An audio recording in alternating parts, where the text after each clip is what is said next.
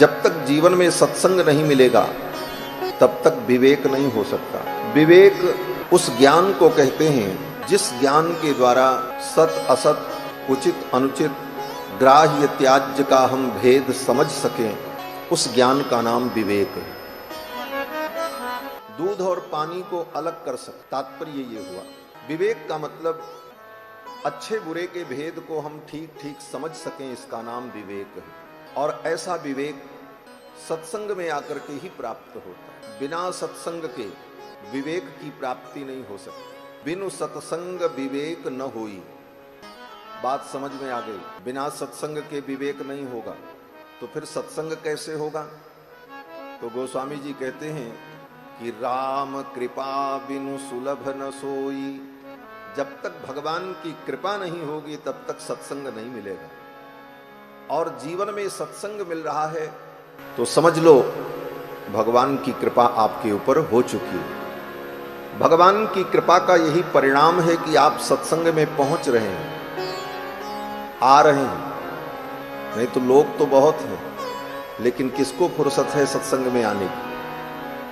और सत्संग में जाने पर बड़ी बड़ी समस्याएं भी होती, बाधाएं भी आती हैं। गोस्वामी तुलसीदास जी महाराज कहते हैं कि यही सर आवत अति कठिनाई।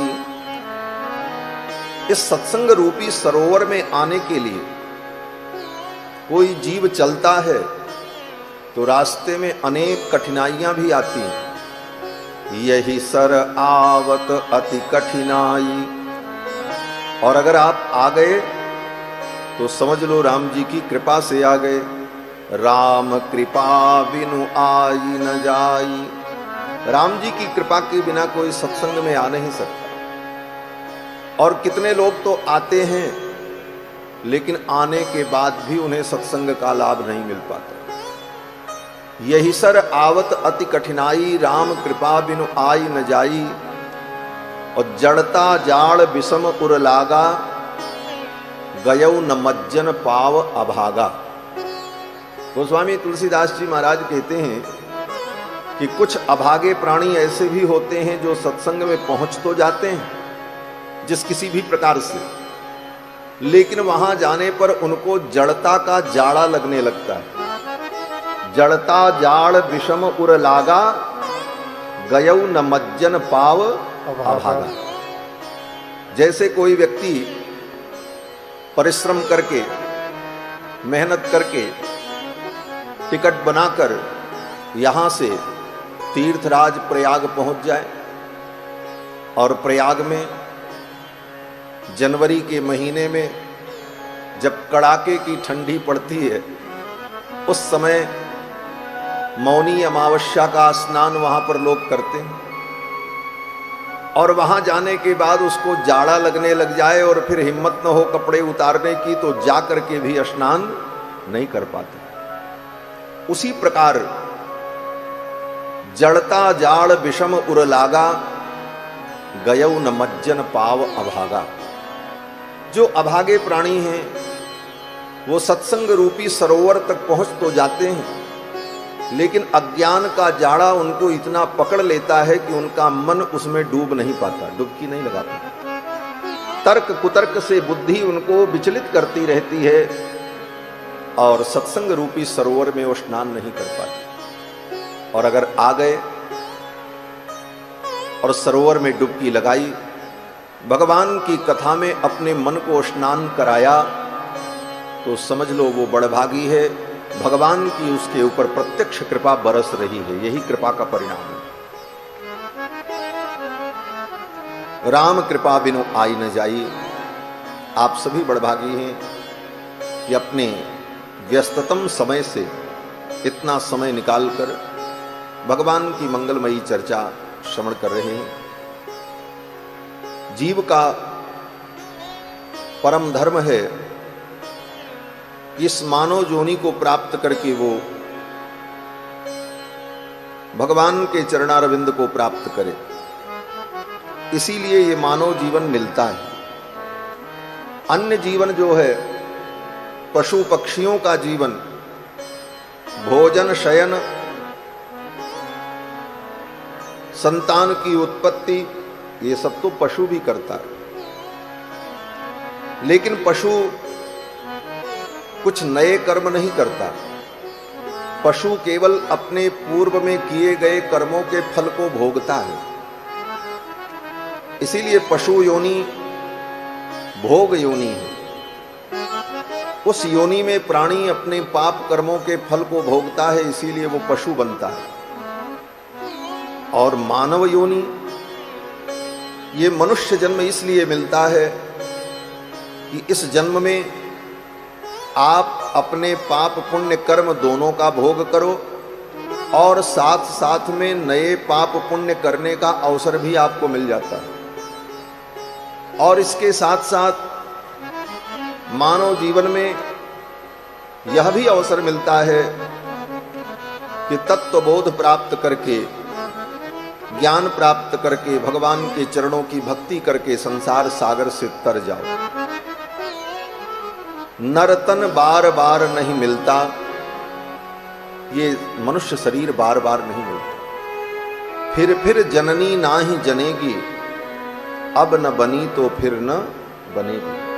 अगर मानव जीवन में आपने बनाया नहीं तो फिर ये बनाने का अवसर नहीं मिलेगा। बार संतों ने, महापुरुषों ने चेताया, चेतावनी दी, संभल जाओ। अगर इस जन्म में तुमने अपना नहीं बना लिया तो फिर ये अवसर मिलेगा कि नहीं मिलेगा, पता नहीं। इसीलिए संत का काम है चेतावनी देते रहना। जैसे चौकीदार होता है ना, चौकीदार क्या करता है? बोले वो घूमता रहता है रात्रि में गली गली में और कहता है जागते रहो, जागते रहो। चौकीदार का काम है कि वो जगाता रहता है। एक महात्मा कहते थे ये संत लोग कौन हैं? बोले संत लोग चौकीदार हैं, इसीलिए चौकी पर बैठते हैं, ऊंचे पर बैठते हैं, चौकीदार हैं। और आप लोग? बोले आप लोग जमीन पर बैठे हो इसलिए जमींदार हो। जो चौकी पर बैठे वो चौकीदार और जो जमीन में बैठे वो जमींदार। तो जमींदार की प्रॉपर्टी कहीं लुट न जाए, इसलिए चौकीदार का काम है कि वो जगाता रहता है, जागते रहो, जागते रहो, जागते रहो। संतों का यही काम है, समाज को जगाना। अपनी संस्कृति को, संस्कार को समझो और ठाकुर के चरणों में मन को लगाओ। ये संसार जो दिख रहा है ये क्षणिक है। अनित्यम सुखम लोकम इमं प्राप्य भजस्व माम। भगवान कहते हैं ये संसार अनित्य है, ये नित्य नहीं है। आज तुम्हें दिख रहा है और कब आंख बंद हो जाए सब छूट जाएगा, एक क्षण में सब कुछ छूट जाएगा। ऐसी स्थिति में अपने मन को, अपने चित्त को भगवान के चरणों में हम लगा लें, यही मानव जीवन का परम फल है।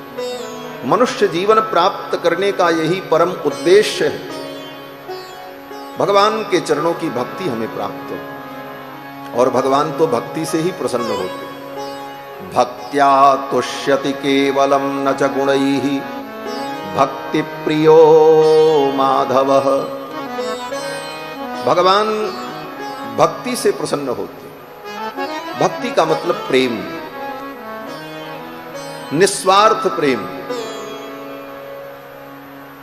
स्वार्थ रहित प्रेम, उसी को भक्ति कहते हैं। और बाकी जो भक्ति है बोले वो तो स्वार्थ वाली है। महाराज मंदिर में गए, 2 पैसे का फूल, फोकट का पानी भगवान के ऊपर चढ़ाया और कहा महाराज हमारा ये काम करो, करोड़ों का काम भगवान से मांगा।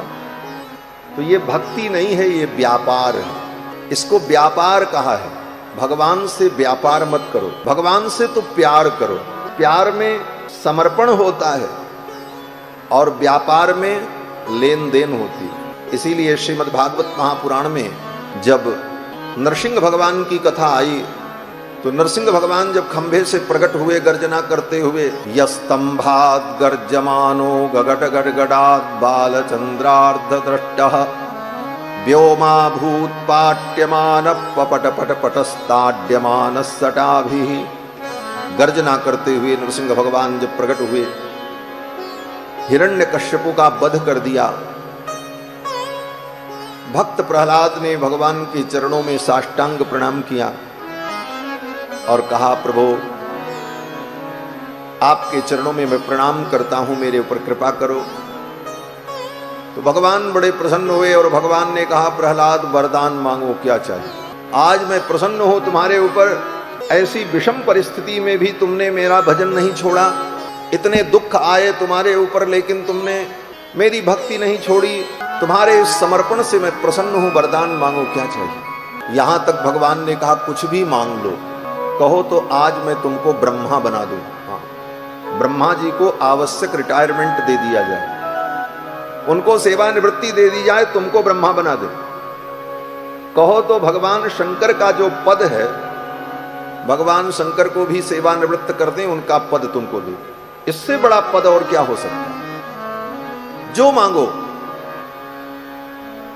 लेकिन भक्त प्रहलाद ने क्या कहा, भक्त प्रहलाद ने भगवान से कहा, प्रभु यस्त आशीष आसास्ते न सभृत्य सवई बणिक।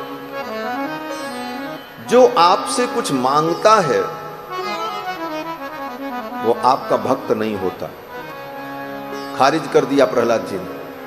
प्रहलाद जी ने कहा, जो भक्त आपसे कुछ मांगता है वो आपका भक्त नहीं है, वो तो व्यापारी। देने वाले को न पता हो कि इसको क्या चाहिए, इसके लिए क्या अनुकूल है। और भगवान बोले, भगवान तो सर्वज्ञ हैं, उनको सब कुछ मालूम है, तुमको क्या चाहिए, कब चाहिए, कैसे चाहिए, कितना चाहिए, कितना जरूरी है, कितना जरूरी नहीं है, ये सब भगवान को मालूम है। अगर भगवान से हम मांगते हैं तो इसका मतलब है भगवान की सर्वज्ञता पर हमको भरोसा नहीं है। भगवान अगर सर्वज्ञ हैं तो उनको सब कुछ पता है, हमारा हित किसमें है,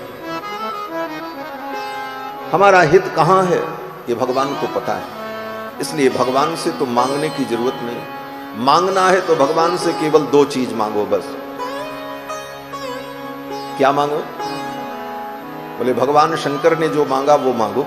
भगवान शंकर ने क्या मांगा? बोले जब राम जी का राज्याभिषेक हुआ अयोध्या में, सभी देवता भगवान की स्तुति करने के लिए आए, भगवान शंकर भी आए। तो भगवान शंकर ने कहा, प्रभु आपसे मैं कुछ मांगना चाहता हूं। भगवान श्री राम ने कहा, मांगो। तो भगवान शंकर ने, इसका मतलब यह है कि रंगनाथ जी में और राम जी में कोई अंतर नहीं है, राम जी ही रंगनाथ हैं और रंगनाथ ही राम जी हैं। भगवान शंकर कहते हैं, बार बार बर मांगहूं हरस देहु श्री रंग, पद सरोज अनपायनी भक्ति सदा सतसंग। दो चीज मांगा, हे प्रभु आपके चरण कमल की अनपायनी भक्ति मुझे मिले और मुझे सदा सत्संग मिलता रहे, यही दो चीज आप हमको दे दीजिए। भगवान से भगवान शंकर ने भक्ति मांगी और सत्संग मांगा। तो भगवान से कभी मांगना भी है तो यही मांगो, हे प्रभु आपके चरणों की भक्ति मिले और सदा सत्संग मिलता रहे, संतों का संग मिलता रहे। और संतों का संग मिलेगा तो सब कुछ प्राप्त हो जाएगा और भक्ति जीवन में आएगी तो सारे सद्गुण आ जाएंगे। यस्यास्ति भक्तिर भगवत्यकिंचना सर्वैः गुणैः तत्र समासते सुराः। वेदव्यास जी कहते हैं कि जब जीव के हृदय में भगवान की भक्ति आ जाती है तो जितने देवता हैं, एक एक गुणों के जो देवता हैं, वे सारे देवता अपने गुणों के सहित उसके अंदर आकर के निवास करते हैं। यस्यास्ति भक्तिर भगवत्यकिंचना, जिसके अंदर भगवान की अकिंचन भक्ति हो, सर्वैः गुणैः तत्र समासते सुराः, सारे गुणों के सहित देवता आकर के उसके अंदर विराजमान हो जाते हैं। उसे किसी गुण को पाने की जरूरत नहीं पड़ती, अपितु गुणों के अधिदेवता ही आकर के उसके अंदर प्रतिष्ठित हो जाते। ये भक्ति की महिमा है। तो भगवान से भक्ति मांगे। और क्या मांगे? बोले सत्संग मांगो। हे प्रभु बार बार कृपा करो, सत्संग मिलता रहे। पद सरोज अनपायनी भक्ति सदा सत्संग। सत्संग तो सदा मिले, बार बार मिले। क्यों? बोले सत्संग मिलेगा तो सब कुछ मिल जाएगा। मति कीरति गति भूति भलाई, जहां जब जतन जहां जेहि पाई, सो जानब सत्संग प्रभाऊ, लोकहु वेद न आनु पाऊ। इस संसार में मति कीर्ति गति भूति भलाई जिस किसी ने भी पाया तो सत्संग के द्वारा ही पाया।